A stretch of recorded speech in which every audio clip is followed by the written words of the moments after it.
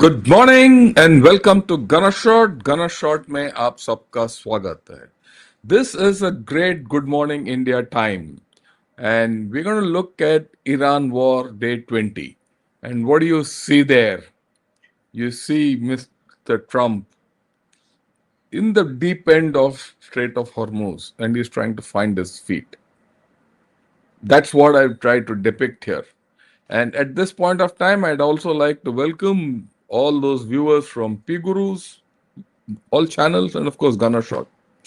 I must tell you, I'm wearing my Gunner Shot T-shirt for the first time because that's when now I've been able to get hold of one. Right, that's how it is. That's why I'm in a round neck and all that. So don't mind.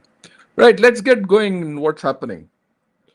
20, not many strikes, not much. People are trying to seek a solution, finding a solution. Is there a solution, uh, you know, on the cards? I don't think so. I don't think so. I don't think so, think things are going to be that easy because there's no give up. Of course, some strikes have taken place. It's not as if nothing has happened, right? And like always, let's start with the headlines. What does the New York Times say? And then we'll see Washington Post and everything. What does New York Times say? He says Trump speaks as attacks rattle energy markets. Look at this energy market. It has gone, it went up to 117, climbed down to about 104, 105. Yesterday was very bad, even bad in India. I think those of you who got stocks and all are, must be saying, oh, this is a big loss. Well, that's that. And oil prices spiral and things like that. And Pentagon seeks $200 billion. Interesting. And then just today morning, Trump's complaint about Israeli strike on gas field exposes divergent strategies. Though Trump has said this, and one statement came out from Israel to say that, look, we did inform US. But today morning, Benjamin Netanyahu said, no, we didn't inform US and we've carried it out. Okay. Uh, yeah, attack, shake markets, all that. Right. And Trump seeks to reassure Americans. Are Americans reassured? Well, like I showed you in this cartoon, Trump has not found his feet as yet in Hormuz. I don't think USA has found its feet. I think they misjudged. I mean, this I've been saying from a long time. They misjudged the depth and way Iran would react. So that's where this whole story is going. What does Washington Post say? It mulls lifting oil sanctions on Iran as it hits Gulf energy sites. And I'll talk of this a little later. This is interesting, right?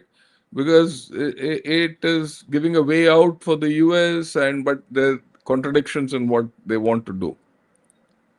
What does Aljazeera say? What did they say yesterday? Iran war escalates, causing more deaths and soaring energy prices. Right? Uh, that's anyone who's watching this show would by now know that. But that's not the issue. The death toll surpasses 1,000 in Lebanon as Israeli bombardment continues. Look, that's the point. The point is that as much as Iran war is going on, there's something going on in Lebanon. Actually, if you look at it, Israel is fighting on two fronts. Right? The Hezbollah is trying to revive itself. Hexet says no time frame for war as Pentagon asked for 200 billion. So the time frame is indefinite. This war ain't going to end in a hurry. Right. What else? Today morning, Iran warns of zero restraint if energy facilities are attacked again.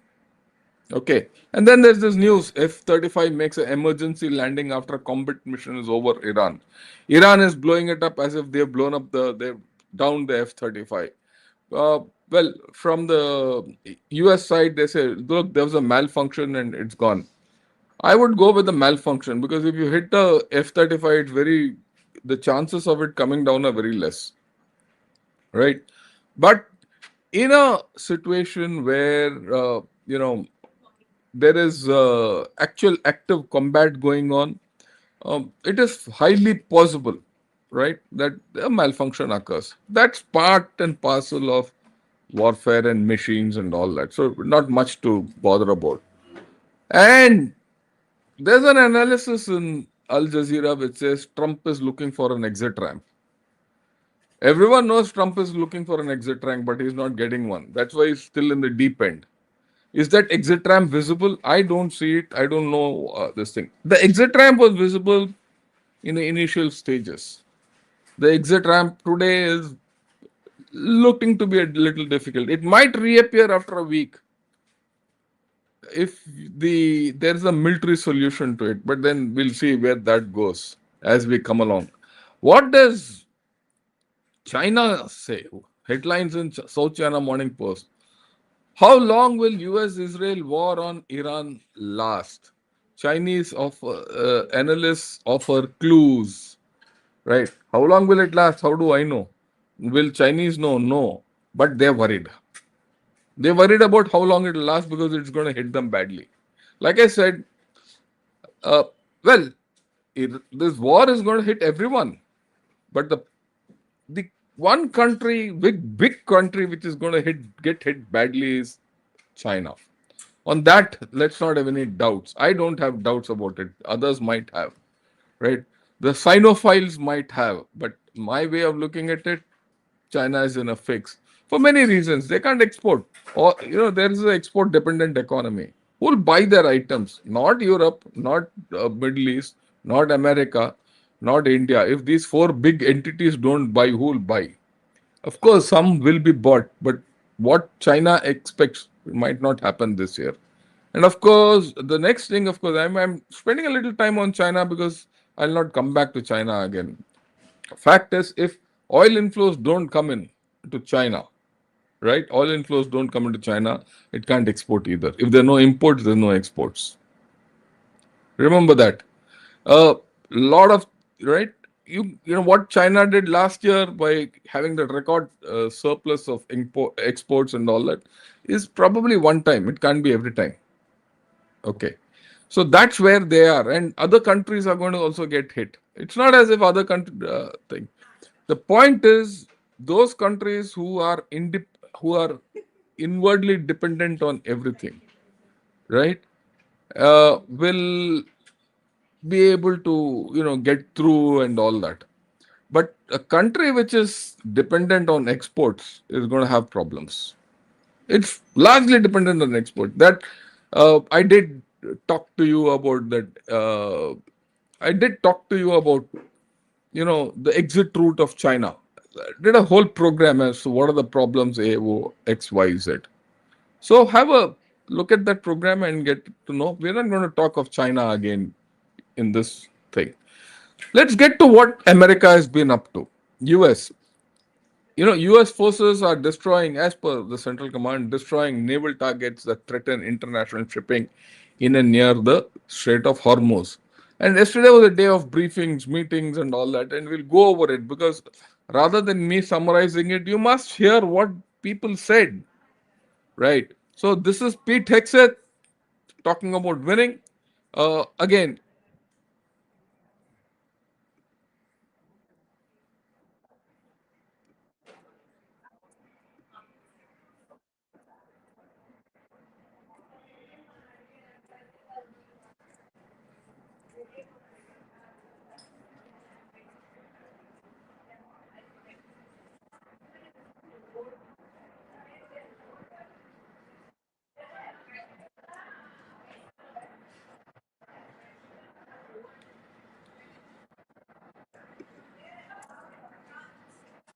right. So our Rama says no audio. So let me see what I can do about that.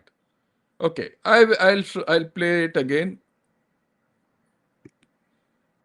They did with Hamas, report the reality. We're winning decisively and on our terms. Iran is a vast country, and just like Hamas and their tunnels, they've poured any aid, any economic development, humanitarian aid into tunnels and rockets. That's what they did with Hamas. Iran has funneled decades of state resources, not to their people, but into missiles and drones and proxies and buried facilities. But we are hunting them down methodically ruthlessly and overwhelmingly, like no other military in the world can do. And the results speak for themselves. So he says America is winning. We are hunting them down ruthlessly, ye wo. But if we are doing all that, why is Iran still retaliating and creating all the chaos? Remember, he has to sell the story to his audience. One. Number two, there's no doubt that they're doing a hell of a lot. And what exactly they're doing, he's a politician, Pete said. He'll always have to claim that they're winning. So that's par for the course. So now let's see what Dan Kane has said. The operative part, exactly what they're doing. Yeah. These weapons are bespoke plan to achieve our military objectives and remain unrelenting in our pursuit of Iranian missile capabilities, UAV capabilities, and their Navy, and as the Secretary said, their industrial base. Each day we continue to attack deeper into Iranian territory. As reported by U.S. Central Command yesterday, the U.S. military dropped 5,000-pound penetrator weapons into underground storage facilities, storing coastal defense cruise missiles and other support equipment. These weapons are bespokely designed to get through concrete and/or rocks and function after penetrating those barriers.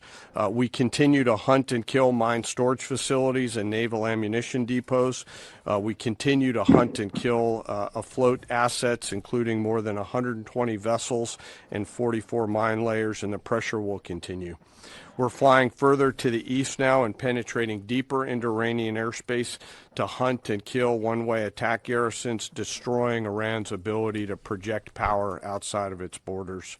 The A-10 Warthog is now in the fight across the southern flank and is hunting and killing fast attack watercraft in the Straits of Hormuz.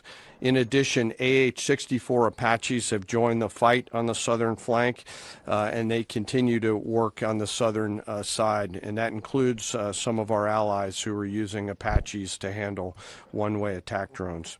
In Iraq, AH-64s have been striking against Iranian-aligned militia groups to make sure that we suppress any threat in Iraq against U.S. forces or U.S. interests. And we remain focused on pursuit of any platform that Iran could field to harm Americans or our partners. Last Friday, Admiral Cooper and the CENTCOM team conducted precision strikes against more than 90 targets on Karg Island, which included all of their military-only infrastructure, which included air defenses, naval base, mine storage, and deployment facilities. And as the Secretary mentioned, we continue to strike against Iran's defense industrial base and will continue to do so.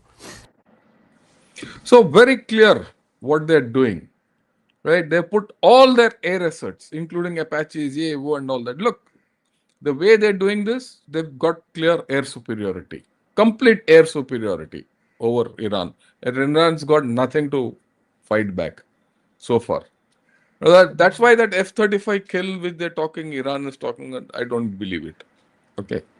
We shouldn't get carried away with this propaganda.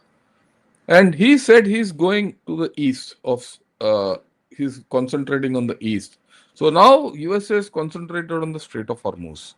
And by today evening or tomorrow, the USS Tripoli with that Marine Expeditionary Force will come in. Plus he's got some troops they've got here already. So we'll see. My guess is something will happen in the next 3-4 days. If US puts its boots on the ground and gets hold of a few islands in the Strait of Hormuz, which I explained yesterday, right? Then US is in business in the Strait of Hormuz, then is negotiable. Of course, some of these islands are Iranian islands. And if they can be, pushed out, the Iranians can be pushed out of this, that will take a week, 10 days. It's not going to be easy. That's why they said it's going to be a long war, right? And then we'll see. But I'm not going to preempt it. Yesterday, I explained it in the Three Good General show, what it is. We'll see how it goes. It's not going to be easy. It's not going to be easy. Okay? It's not going to be, however weak Iran has become. But look, one thing you have to understand, Iran might be weak, Iran might not have missiles. Iran might not have tanks. I mean, Iran might not be able to put the tanks to good effect. Iran might not be able to do many things. Air Force gone, Navy gone, everything gone. They still have the army. They hold the land. And man lives on land. He doesn't live in thin air. Right? And that's what even Benjamin Netanyahu said. He says ultimately things have to be done on ground. And he said this yesterday. Right? What they'll do on ground, we don't know. And also remember, there are Israeli special forces. It's just not the Marines. There are Marines. There is some, them. I'm sure the US Army has got some infantry there in Dubai and that area, and Israeli special forces. So a combination of all this, what will happen on ground, we'll see. I'm only giving out the likelihood, but well, we don't know what exactly. Okay, now let me get back to the okay the Iranians. What are they doing? They've said, look, hit our energy again, and we'll destroy all infrastructure in the Middle East for good. He's got nothing to lose. He's on a back. His back is to the wall, and he'll hit whatever he can get. As simple as that. There's nothing else, right? Next strike won't be measured. It'll be total. If you think, look, he can do anything. And for that, he's got enough missiles. I'm sure they've got enough uh, stuff for that. He's looking at every refinery, every pipeline, every terminal is on the crosshair. He's giving his threats. How much he can achieve is a different story. But to hit 10, 12 targets, selected 10, 12 targets in the Middle East, he's got the capability. Every country will have the capability. Okay.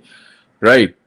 Then, of course, the Iranian embassy in Kabul put out this. Right? What have they put? They put out the 64th wave, 64th wave of True Promise. So every day they are putting about 3 to 4 waves of missiles. And more like 3 waves. That's what I've been seeing. That's what I just think. 3 waves at about 4, 5 targets. As it is covering about 14, 15 targets, and they should be able to continue to do that. And they're all long range. But how long more? That's the question. Right? Uh, right. Like Demod said, the US and Israel have already lost this war. I don't agree with that nonsense. No one has won the war or lost the war so far. Wars are not, on the battlefield when there is no direct contact. Look, if you look at it militarily, Iran has lost it. But if you look at it politically, Iran has not lost it. And Iran has not lost it politically now, or has US won it politically? Militarily, I think it's a hands-down fight. Let's be clear. So don't make absolute statements like fools. Okay, don't put your foot in the mouth. War is a complex thing. And like I keep telling everyone, gone are the days in 71, when you went, conquered 93,000, took 90,000 prisoners, made a country, a multi-pronged attack. That type of war is gone. Today, the warfare is different. There are no clear victors in any war today. You can go in, but will you get victory? No. That's the history. Victory is judged by long-term outcomes. So no one has won or lost so far. Okay, situations are there in war and it'll happen. Okay. And of course, as far as the traffic in the Strait of Hormuz, very less. So if you say, oh, China is getting vessels and chap is paying in yuan and that guy has gone through, India has got to deal with this thing. No. Look at it. What does marine traffic say? He is very clear that in the past, transit activity through the Strait of Hormuz remains severely constrained, with only 4 vessel movements recorded over 2 days. 2 crude oil tankers and 1 LPG container. That's it. So it's not much, right? It's not much. So things are not easy. No oil is going out. No oil is going out. Wherever oil is going out, whatever has to go. 2 days back, when I said it was 15 tankers in 3 days. That's what I said earlier. 15 transits in 3 days. But that's gone down. Just 4 tankers in 2 days. So things are becoming tight for everyone. Okay, that's why people are getting together. And well, the Aramco oil refinery was targeted yesterday. We don't know what the outcome is. It's not much. In any case, there would be some damage, not damage, all that. This is going on. Right. Then, if you think on the street Iranians are dispirited, no. Here is the police chief speaking to all these people. So, the guys who are controlling Iran, their morale is up. And they are determined because for them it's an existential problem. If Iran falls, all these guys, right down to the lowest Tanadar in Iran, will lose. So the police, the Basi, the army, the IRGC, all these fellows are fighting for their survival. It's not the Aam Aadmi in Iran, it's these chaps. So they'll fight. The fight is there. They have nothing to lose. They've lost hell of a lot. Today, what is at stake? If they lose the Strait of Hormuz, they've lost their own oil. Right? So let's see how it goes. Like I've always said, it will be victory for Iran if they can control the Strait of Hormuz. But will anyone agree to that? That's $1 million question. I don't think anyone will agree to that. Right? What's the toll so far? Have a look at it. I'll make it bigger. Yeah, this is the toll. We were looking at a lot of deaths, but not much. If you see what I put out about 3 to 4 days back to now, there are not many killed. The death is not much. The damage to infrastructure is more. Okay. And what about petrol prices all over the globe? Everyone is worried about it. Look at it. You look at Laos. You look at all this. China also, they have increased to by 10%. Yeah, this is it. India is no increase in petrol. Right? So we are actually in a good position. We're in a good position, right? And these countries, Vietnam, Pakistan, 25%, we know they're getting hit very badly. Right? And like I said earlier yesterday, our refining capacity surplus will help us through this whole story. Right? That's the barometer which we have to work. Our problem is LPG, LNG, CNG, because 30% of what is there in the world is not coming out from Qatar. And we depended hell of a lot on Qatar. Will we be able to find alternate places? No. Well, government is taking some steps. We'll look at it towards the end and discuss it then. Right. And then what has, the NATO chief said? So the NATO has jumped into the fray. NATO has come in support of USA. Okay. So let's hear what he said and then see what he can do. Can as soon as possible. This is crucial for world economy. In my context with allies are seeing is that they are intensely discussing amongst each other with the United States and amongst each other the best way forward to tackle this huge security issue. And let me add to that, that I'm confident that allies, as always, will do everything in support of our shared interests. So the NATO has come out of it because NATO and Europe has got no choice. You see, look at Europe. Europe is in a very bad shape. Europe, where does it get its energy from? Either from here or from Russia. This is close. Russia, they can't take. Then they have to depend on US. US will laugh all its way to the bank. I said this at the beginning. Only 3 countries will make money out of this. Russia, USA, and India. Right? So I think you have to look at it in a macro picture. Don't look at the stock market tanking. In the long run, that's how it is. And they're stuck. So they have to support. Whether they can come support physically, I don't think so. I don't think it's needed also. But when all this is happening, yesterday the Gulf foreign ministers met. And what happened there, we need to understand. Accused Iran of trying to intimidate Gulf leaders and said it would not succeed. The targeting of Riyadh while a number of diplomats are meeting, I cannot see as coincidental. And I think that's the clearest signal of how Iran feels about diplomacy. It doesn't believe in talking to its neighbors. It tries to pressure its neighbors. And what I can say categorically, that's not going to work. The kingdom is not going to succumb to pressure. And on the contrary, this pressure will backfire.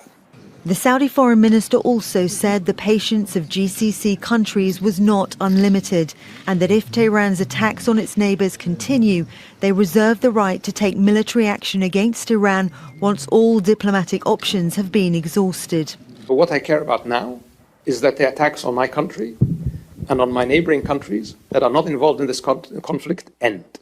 That's all I'm interested in.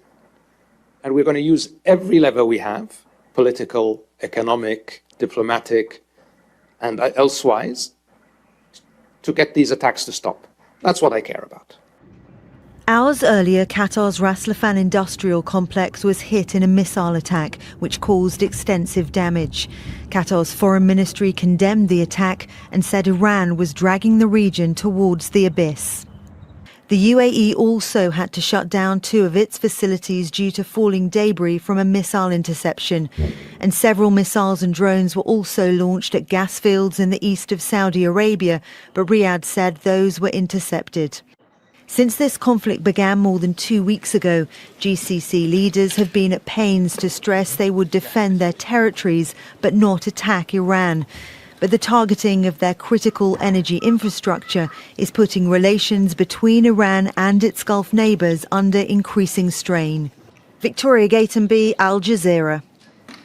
So, very clear. As this war drags on, Iran is getting isolated from within the Muslim world. Right? So, this is absolutely now these people are getting hit. And they're saying, look, you fight with USA. Don't use USA to fight us. So there's a duality in the Iranian stand coming out. Look, Iran is playing for broke. These people are getting hit. They are not fully keen to get into it militarily also so far. Okay. Now let's see what the Qataris say. Because you see that South Pars gas field and the North gas field of Qatar. South Pars is Iranian, North field is Qatari. Both are closed now. It's not as if it's happiness for sadness for all these people in Iran's oil and gas is going out. They are also closed. Okay, they are also closed. Their oil is also dump. Or not dump, it's caught. It's not going out anywhere.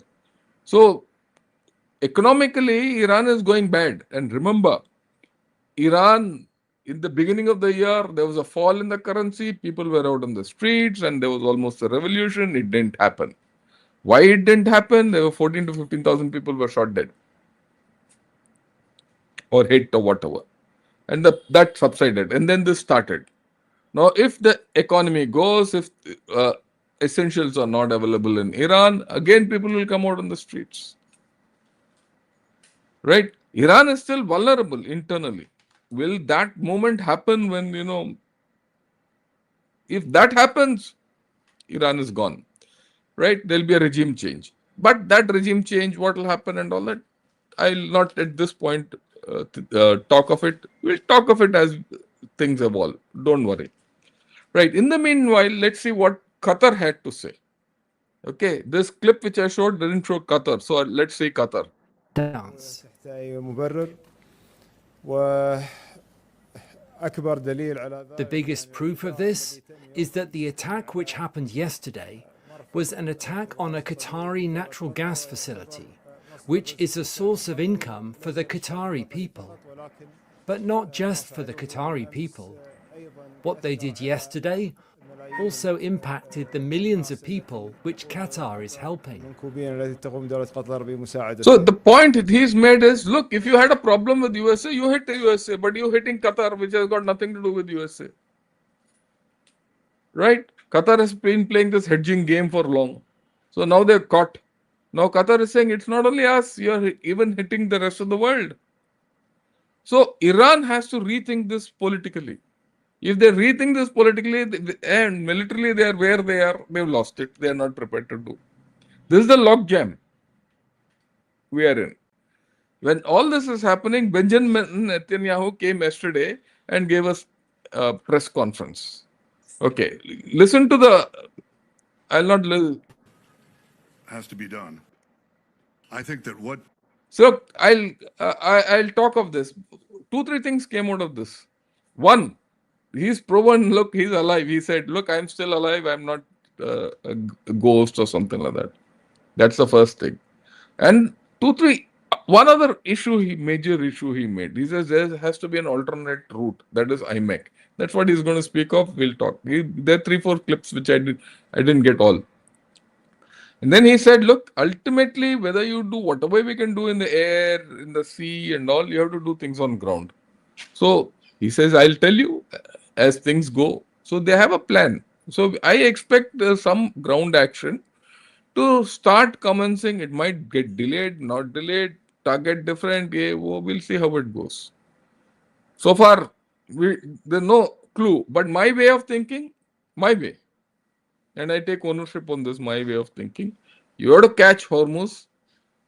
You have to push your way through Hormuz, right? Physically. To push your way through Hormuz, you have to get hold of certain key terrain locations and islands in the Strait of Hormuz, push something in, threaten Karg, take over Karg, and then talk. In the meanwhile, this softening of this coastal batteries, all that. Ideally, Pakistan should be brought into the game from the east, Balochistan.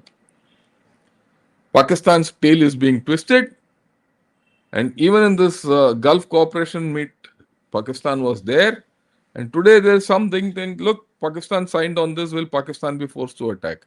And there's internal problem in Pakistan against this attack. So that is why Pakistan is waging a war to avoid this war.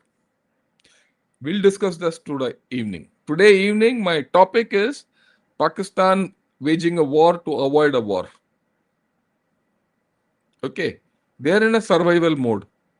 And at the end of the day, how Pakistan turns out, we'll see in the evening. But then let's listen now to Benjamin Netanyahu. Has to be done is to have alternative routes instead of going through the choke points of the Hormuz Straits and the Bab el-Mandeb Straits.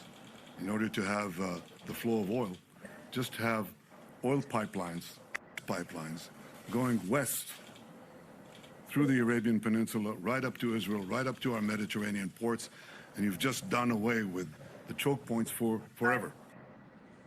So it's very clear. He says, go through. What is that? IMEC. So you go to Fujairah, cut through the peninsula, right? And go through the Arabian Peninsula, go through Jordan, go through Israel and out. Right. The alternate to that is Duqm. Go to Duqm, Oman, lay pipelines through. There are problems there, but technology can overcome those problems. The problems are the mountains. Go through and solve this problem forever. And I agree with them. Oman and UAE are critical in this. And that is why Iran is hitting UAE. But as it keeps hitting UAE, it is losing control of the Strait of Hormuz. They'll control Strait of Hormuz for 1 year, 2 years. To lay pipelines is not a big deal. Already there's a pipeline. When the things go down, that Fujairah pipeline will come into action. Okay. So that is the important thing. Let me see if I have a map of that. No, I don't have a map of that. Well, it's one of those things. Sorry. Today I didn't get a map of that. But then that's how it is. Evening I'll explain when we talk of Park Shark and all that. So, and I've been showing this map day in and day out. So by now everyone knows the map there. Okay. So that means if what Benjamin Netanyahu says happens, I bypass Strait of Hormuz and Bab el-Mandeb, the Iranians have lost it. And that will happen. Iran's political control over the Strait of Hormuz will go within a year. 1 year. Okay, that's my prediction. So, in which case Iran would have lost. So, this notion of victory and loss is time sensitive and political sensitive. So, we'll see, but then let's see how it goes. Okay. Now, when all this is happening, there's something else also has come up. The US guys have come up with another idea, and this is interesting. Okay. Scott Bessent has said this. Okay, listen to him. Did this, we knew that there could be a temporary, and I want to emphasize.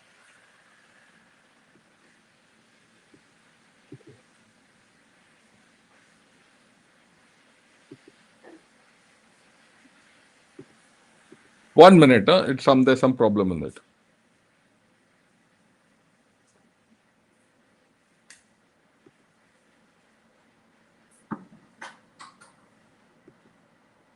That's 10 days to 2 Yeah. weeks of supply that the Iranians had been pushing out. Yeah, listen to this from the start. A plan across the administration and at Treasury. We unsanctioned Russian oil. We knew that there were about 130 million barrels on the water. And So this is interesting. They have unsanctioned Russian, Iranian oil, unsanctioned Russian oil. They're planning to unsanction Iranian oil. He says there are 130 million barrels of oil on the water in tankers. He says unsanction it, take it, and pump it through. How they're going to do it, take it out, is a different story.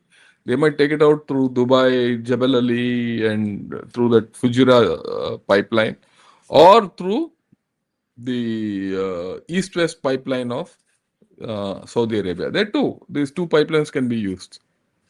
No temporary pipelines can be used. It's only that. So listen to him. It's a very interesting thing. we created supply that is beyond the Straits of Hormuz.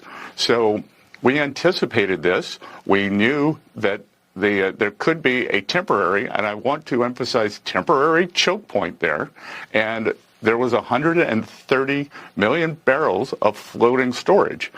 In the coming days, we may unsanction the Iranian oil that's on the water. It's about 140 million barrels. So depending on how you count it, that's 10 days to 2 weeks of supply that the Iranians had been pushing out.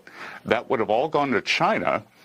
In essence, we will be using the Iranian barrels against the Iranians. So look at this. So whatever Iran has on the ships, they'll take over the ships, which was going to China, and unsanction it, give Iran some money, and take that and push it out elsewhere. Okay, so and that gives time for any repairs on the refineries, all that, and that oil will go out. And he says that's 10 days worth of stock. In 10 days, if this whole story comes to an end, Iran has lost that oil. Oil prices will fall and things will happen. Look, an ingenious plan. Let's see if they can execute it. If they execute it, I think we are on a good wicket. To keep the price down for the next 10 or 14 days as we continue this campaign. So we have lots of levers. We've got plenty more that we can do. The largest coordinated SPR release in history, 400 million barrels, was approved last week. And some countries are going to do more. The U.S. could unilaterally do another SPR release to keep the price down. As you will have noted, WTI and its European counterpart Brent have substantially diverged over the past few trading sessions. They were trading right on top of each other last week. And this is because the U.S., thanks to President Trump in his first term, the continuing efforts here, is virtually energy independent. And when President Trump says our allies should join us in a coalition along the Straits of Hormuz, that they're the ones who need this oil. The U.S., we're an oil exporter. So they're doing this. So if they are successful in this and some land effort in this, then Iran is in a corner. So Iran, will it come before that and start negotiating? They might not like. If they negotiate, they won't lose. They'll win. Look, they'll rebuild the country. Whatever we don't like about Hexeth or not, let's be clear, Iran is an energy surplus country. It will remain so. If it can use this money for its own people rather than, going and trying to sort out Israel, all that, they'll prosper, which it has not done because of this theology and all this nonsense. So I think we're going to see interesting days ahead. This whole story is not done. Okay. Now, let's look at what Al Jazeera says about what's happening in Israel, the Israel part of the story. What's being bought. The proposal simply states sounding bullish about what's going on, but this is the Israel story. You can, I guess, detect that there are some strains emerging in Israel. The Israeli government has just approved $710 million in what they're calling emergency classified defense spending. And they're funding this in part by cutting government services and in part also by cutting debt payments. They're not saying what's being bought. The proposal simply states the replenishment of critical combat inventory and the acquisition of advanced combat means. Now, does this mean air defense interceptors? We know that Israel has been burning through these at an accelerated rate. Could it be other war spending? We don't know the answer to that yet, but it does seem that this has been an urgent thing because the government has basically bypassed normal cabinet procedure. It's called ministers up and on the phone got them to approve this in a phone poll, essentially. And there could be some pretty pointed questions when the Knesset is asked to ratify this within 2 weeks. And I think this shows the growing strain in Israel of fighting a conflict on two fronts, with the Gaza war, which is also extraordinarily expensive, not yet in the rearview mirror.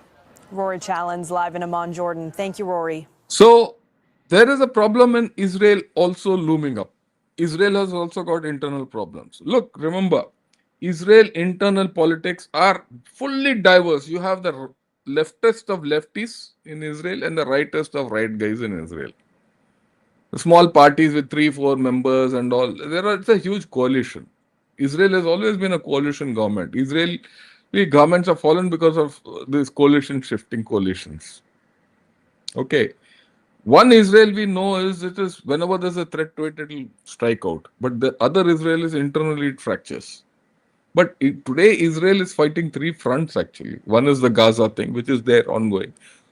Hezbollah, Lebanon, and then Iran. And they're having their issues. Right? So it's not as if everything is hunky-dory. And you saw pictures. Israel has been hit by the Iranian missiles. On that also we shouldn't have a doubt. Okay. So a lot of things are happening and a lot of things are going on simultaneously. Every day I try to get you whatever I can in terms to give you a 360-degree view as to how this war is progressing, how this conflict is progressing. So that, right, you get a fair idea and not make a biased judgment. Let's not be biased against anyone because we have stakes on both sides. I keep saying India has stakes with Iran, India has stakes with Israel, India has stakes with Middle East, India has stakes with USA. Okay, Iran is as important to us. I've said this before also. If Iran, we are able to get oil from Iran, a lot of problems of ours will get resolved. Let me tell you this. Okay, but then let's see how things go. I always look at it from the Indian perspective. So some of you think I'm biased. I'm not biased. I'll argue for both sides. Ultimately, I'm arguing again for the Indian side. Having said this, if you like this video so far, press the like button. Subscribe to P Gurus, subscribe to Gunner Shot. Those of you on Gunner Shot only, subscribe to P Gurus also. Those of you who are in P Gurus, please subscribe to Gunner Shot also. Okay. And also you can subscribe to both. You can also join both of us as members. Okay. We serve different purposes, but all the same. Okay. What next? Let's now see something else. Let me go back to my slide and let me show you. The reality. No, wait. We're winning decisively. Sorry. And I think my slide has slipped Iran out. is a vast country.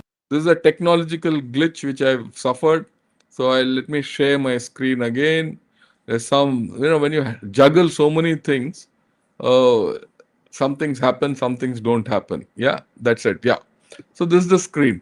Now, Turkey has also jumped in. What does Turkey say? If Tehran falls, then all countries of the Islamic world will fall. Tehran is the last fortress of the nation. He is bloody now coming. Tehran, Turkey is coming saying, he's talking for Muslim leadership. Ye wo. He knows if it's a fact. If Iran falls, then the entire Muslim thing goes for a toss. Now he is talking of Muslim nation. Suddenly Turkey is jumping ship. Which side is Turkey on? Turkey is also playing on all sides. Okay. So this is what Turkey has to say. And then this is something interesting which has happened yesterday. I hope it's taken to its logical conclusion. Our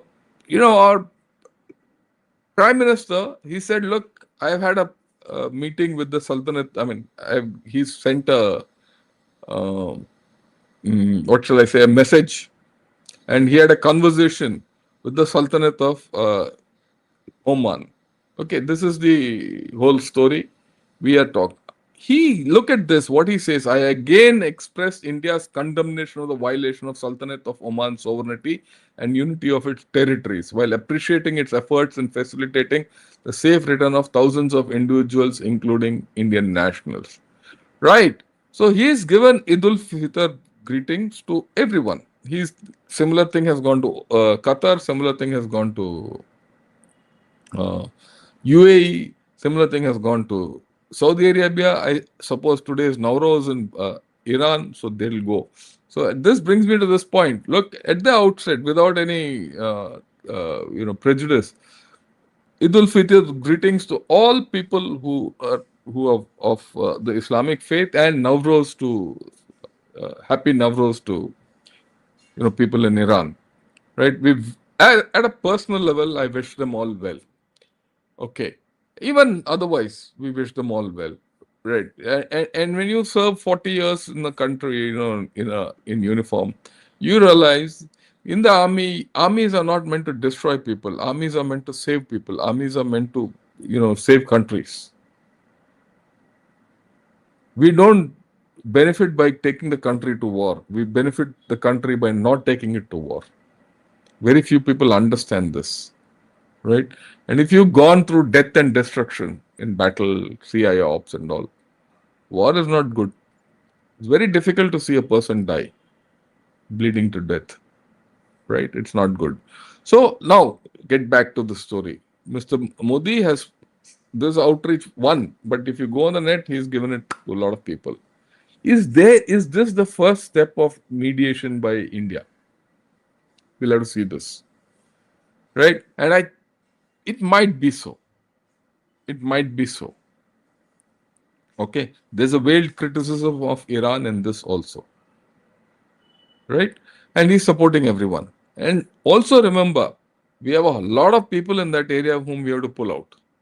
And then, of course, the domestic situation of LPG, all that. Have a look at this clip. I'll play it out. It's a long clip. I'll play out about a couple of minutes out of this. उस दिन से अपने LPG commercial उपभोक्ताओं से appeal कर रहे हैं कि जहां पर भी वो एलपीजी से सीएनजी पर शिफ्ट हो सकते हैं, कृपया वो उस तरफ अग्रसर हों। और इसी संबंध में बहुत सारी कंपनियों ने भी कुछ इंसेंटिव घोषित किए। इसके अलावा भारत सरकार ने भी स्टेट गवर्नमेंट्स को रिक्वेस्ट किया कि जहां जहां पर जो परमिशन पेंडिंग है उसे डीम्ड अप्रूवल दे। इसके अलावा जो नए जितने भी रिक्वेस्ट आ रही हैं उनको भी 24 घंटे के अंदर अप्रूवल दे। इसके अलावा भारत सरकार ने सभी स्टेट गवर्नमेंट्स को जो भी पीएनजी नेटवर्क के एक्सपेंशन में सहयोग देंगे उन्हें 10% एडिशनल कमर्शियल एलपीजी देने की बात कही है। इन सभी पहल और कोशिशों की वजह से लगभग पिछले 2 हफ्ते में 1.25 लाख के आसपास नए घरेलू और कमर्शियल और इंडस्ट्रियल कनेक्शन दिए गए हैं? Look, they're still giving new connections. Okay, this government is still giving new connections. It's not as if the new connections have stopped. That's the important point, and they're making effort. We will be in some problem. I agree. We'll have to get over it. As a nation, we have to stand. So far, I think our government has done admirably in whatever is happening. Right? It's the domestic. People need gas for cooking at home. Otherwise, where will they go? So all this put together, I think things are on even keel within India. And India is making efforts to buy LPG from Russia and other places. But having said that, the sources are few and they can only get that much. Right? And so there's going to be some shortage down the line. I have no doubt about it. And let's tighten our belts for it. As a country, we have to respond to this situation because it's beyond this government, any government for all. Right. Now, in the end, I'm going to put something out. This is a discussion, and I'll put you all in a reflexive frame of mind. Have a look at this. Development yesterday, it builds on reporting MS Now had earlier. Iran offered to give away all of its enriched uranium during the peace talks. And hours later, the U.S. started dropping bombs. And The Guardian broke yesterday that there were British officials, the British National Security Advisor was present in Geneva during that last round of talks. The British were surprised by the Iranian offer. They thought it was credible. They thought the talks should continue. And the British were shocked when the Trump administration started bombing Iran hours later. So here it is. Now people are discussing why did this whole bombing start when the Iranians said we'll give everything. And this was reported at the beginning, which I came out with what Oman said. The Oman foreign minister said that the whole problem is resolved. Iran has agreed to everything. And yet America went and bombed. So this question will remain. Why did they bomb? Was Iran buying time by saying, I'll do everything and then he'll renege? So, and then was America prepared to, then why was America talking if they had to bomb? Why? It goes back to that video I did once on the deep, emotions between USA and Iran. Have a look at that. Their emotions run deep.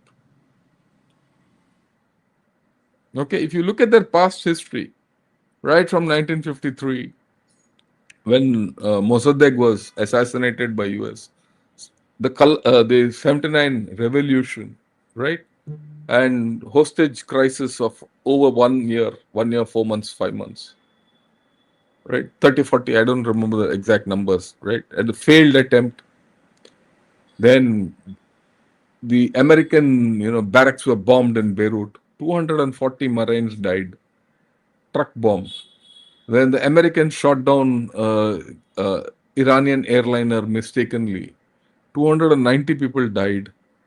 So if you go through all that, then this 12-day war in which those 3 massive penetrators were put down in Fordo, and now the level of distress is not the issue. The level of hate between both these countries is institutional hate. Institutionally, they dislike each other. That is the issue. And that is something which we have to appreciate and understand. If you don't understand that, we are in the wrong game. And that is why there's no peace. If a country leader says death to America every second day, America will react.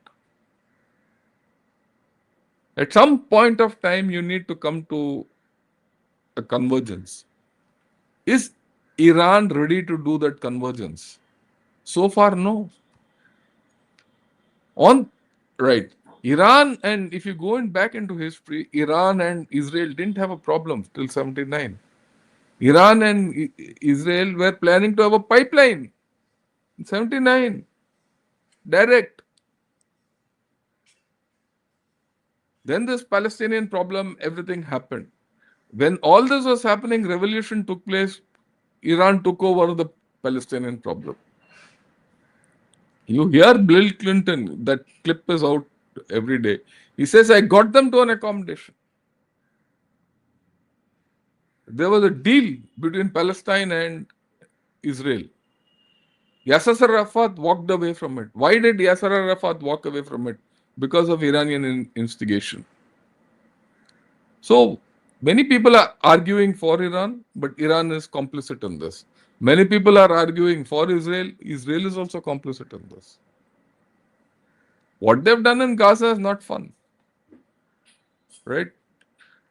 So, there is a problem, deep-seated problem between Iran and Israel. There's a deep-seated problem between Israel and USA. And USA will not let Israel go. Very simple. Now, these realities, will Iran realize after this? It appears to me now after this, one thing with outcome I see is all the Gulf countries will come around to that. We don't have a choice. If Iran or Muslim neighbor is going to behave the way it has, I'd rather go with someone else. Ultimately, every ruler has to be responsible to his people. And these Gulf monarchies are fragile. And Iran is capable of upsetting them. Iran is a theological society. So there are issues. Okay? So, a whole lot of them. I thought this is what I had to tell you today. I'll take a few questions, right? And then we'll go further. Adar Sharma, thanks a lot for becoming a YouTube member. And also Tucker, thanks a lot. Deepak Tucker, sorry. Thank you. Thanks a lot. Okay. Lalit Mohan, under what authority US sanctions oil purchase from Iran, Russia? Is it by the power they have to damage impound cargo to other countries? It's not a matter of UNCLOS. UNCLOS has got nothing to do with it. Sanction oil purchase from Iran is their own sanction. That is largely the capability to enforce this sanction is not military. The capability to enforce this sanction is technology and finance, dollar, economic sanctions, technological sanctions. We've been under sanctions. We've been under all kinds of sanctions for our earlier, nuclear tests and missile tests and all that. Denial. You'll be put in a denial regime. So they have a lot of tools in this. So it's under their own authority. That's their thing. Okay, now let me take some questions otherwise also which have come. Shruti Chandak, morning, long time. Jeet says, good picture. Trump looks like a penguin. Yeah, okay. Yeah, the thumbnail reminds me of last night 3G. Yeah, will US attempt beachhead hops, multiple, we'll see. Look, if troops have to be put on ground, they have to do it. But Trump says no troops on ground. But what Trump says, what he does is two different things. So Trump might say no troops on ground, but he might exactly do that. He might exactly go put troops on ground, limited. They might get hold of the islands. Like I said, my view is they get hold of the islands, the pressure will shift to Iran. You have to have a pressure release wall. How?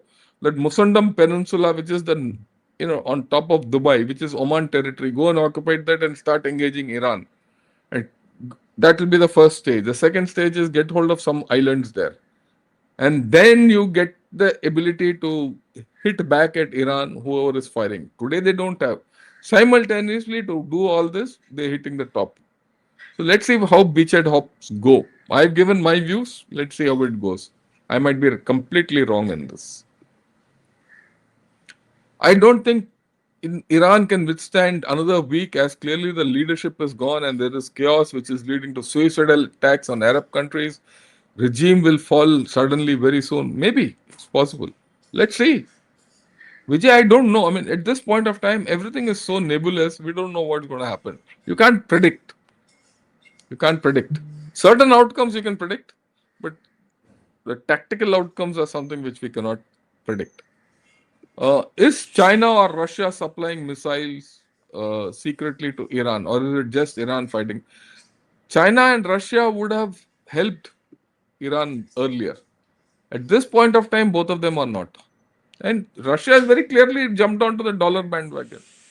Putin is playing both sides of the game. China is, you saw what I saw in China, showed in China. China is worried.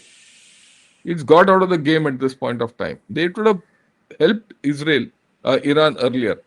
They would have been very happy if Iran can continue its military fight with USA. Okay, possible. But now the way Iran has expanded their whole story, China is worried. And the way Iran has expanded this whole story, the options for Taiwan are closing virtually. So China won't be happy. And if China supports Iran, it is counterproductive to themselves. I've explained this to you many times. So that's how. Okay. Malika, thanks a lot for your compliment. And Vasu Iyengar, also a long time. Good morning.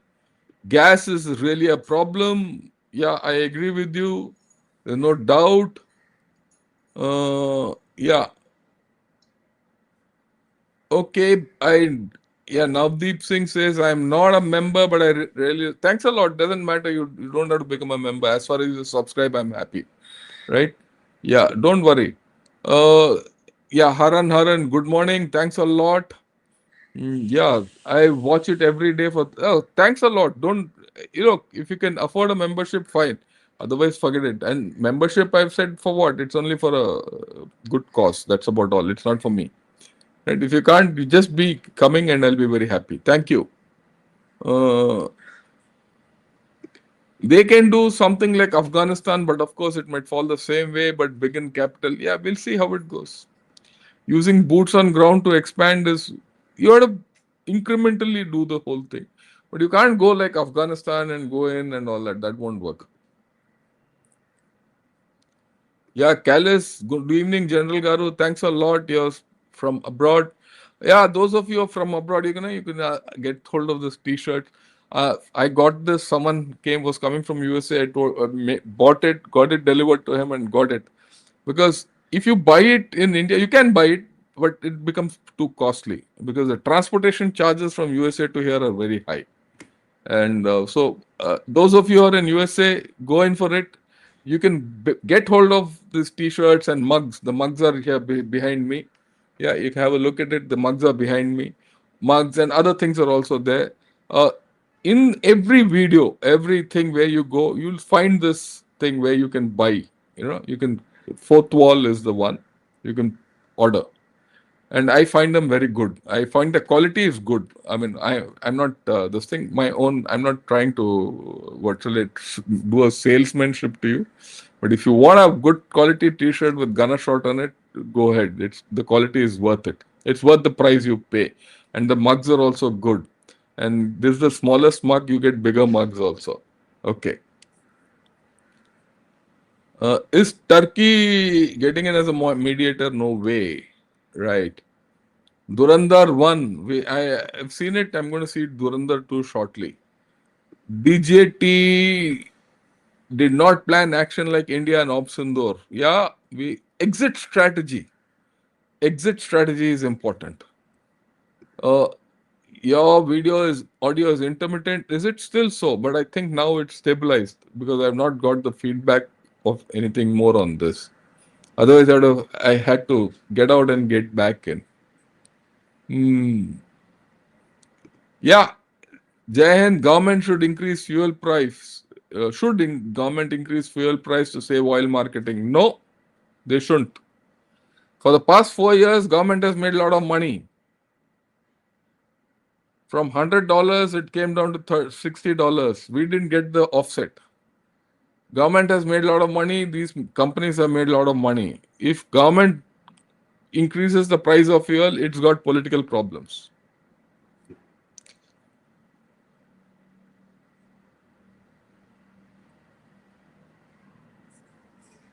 Yeah.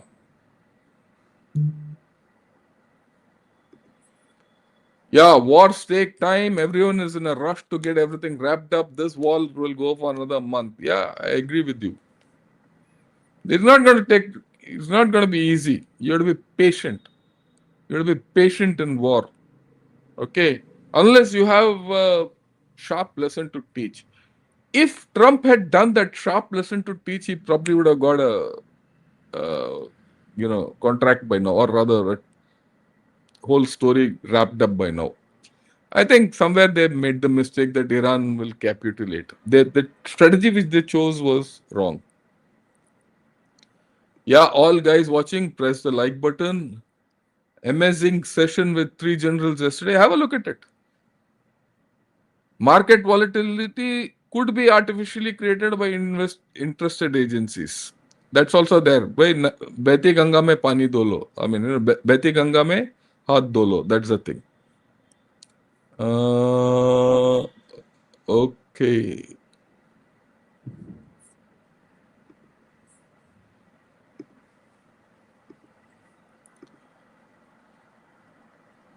Bunker burst ammunitions, is it true? Yeah, they might be costly or not, but it doesn't matter. You see, a bunker buster ammunition, once it is made, brought into the inventory for the Fauji, it doesn't matter what's the cost.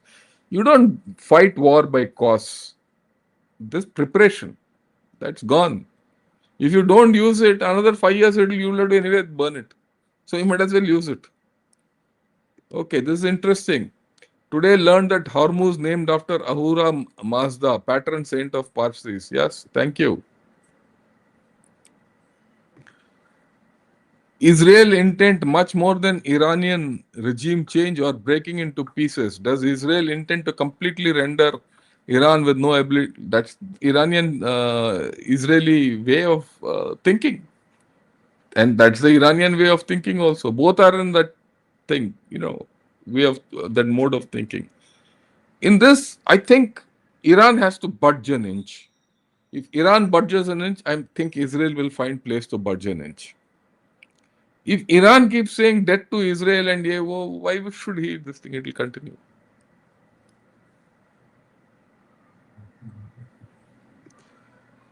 Yeah.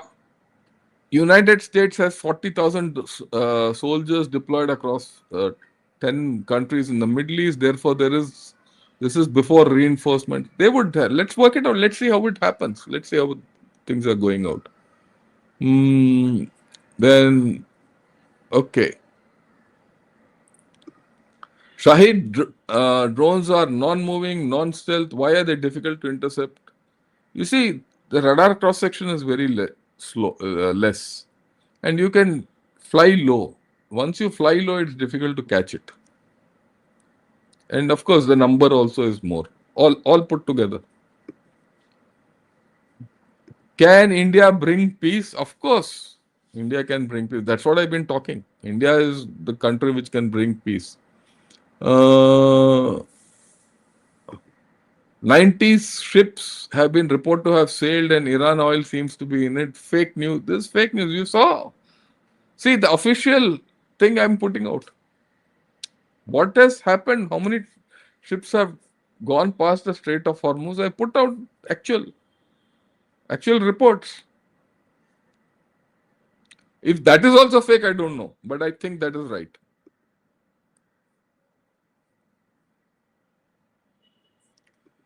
Goalpost of this war has changed. Yes, it has. Why has PM Modi not called for stopping the war indirectly like he did for Russia-Ukraine war? It'll come. I think that's the next stage. I think today and yesterday, the kind of messages which have gone to all the heads of states, making use of Eid al-Fitr and Nowruz, I think the next thing he'll call for it. It'll happen. Yeah, internally, no regime can be seen to be subservient to USA. I agree with you, Vasu. There's no doubt about it. And then let me see anyone else. Yeah.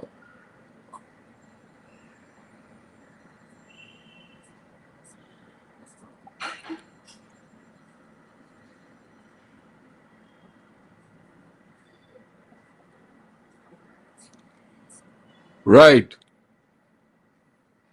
We are only biased towards India, that's it. Yeah, I agree with you. I am only biased towards India and nothing more. Right? And that's all, right, for the day, for in at this point of time. I'll come back in the evening. We'll talk of Pakistan, which is fighting a war to avoid this war. Okay. And we'll see how things are going there and where it is getting stuck. Because ultimately for India, we have to look at Pakistan and China. So I'll keep coming back every third, fourth day, either to China or to Pakistan. With this, thank you for everyone who's attended from P Gurus and Ganashot for having joined in. Have a great day and or a great night wherever you are. Enjoy yourself, sleep well, and take care. And Jai Hind to all of you.